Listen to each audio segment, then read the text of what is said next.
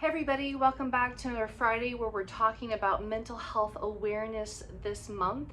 And I wanted to talk about the importance of knowing our emotions in connection with our mental health, because the two are very close related. We can call them cousins, so to speak.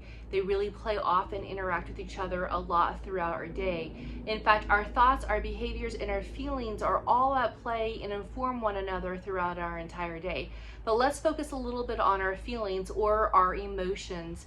And that's really important, because if I'm not aware of what those are, then I'm going to have a hard time moving forward into the different thoughts that I'm having.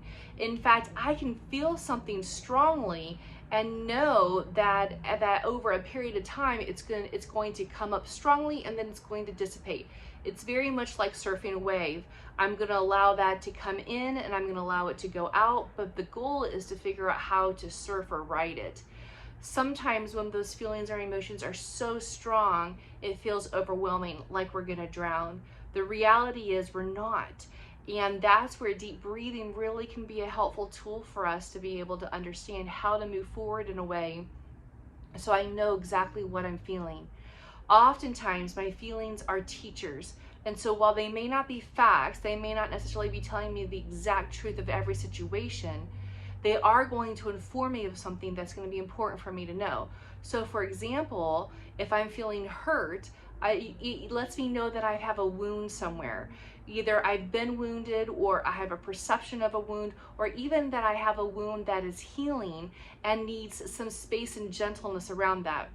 If I'm feeling sad, that means I either have a loss, or I have a perception of something that I've lost, or a fear, and this is very closely related to the emotion of fear, that I am going to be losing something. So oftentimes we cry when we're feeling sad, and we cry when we're feeling joy. Usually people don't have too many issues though when they're feeling joy. That's really one of the fun ones to be able to experience. Another one is anger. Anger is very much a secondary emotion, meaning it shows up second. Hurt, sad, fear, anxiety, guilt, shame, embarrassment, humiliation are all actually going to be present before anger. However, anger is usually the emotion that I experience first. In other words, it's something that I'm experiencing first because I'm recognizing first. The other emotions are still there and are teaching me something. Sometimes I'm feeling anxiety, and I can really sense anxiety very easily in my body. Maybe my stomach is upset, maybe I have a headache because I'm not kind of scrunching my shoulders and my neck is sore.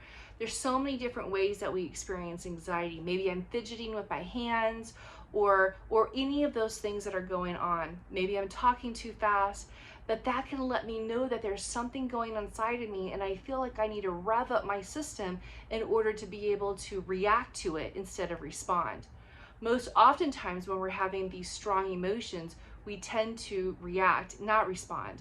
And when we have a reaction, it's like this, it's automatic. We do it without thinking because there's something that needs that automatic attention.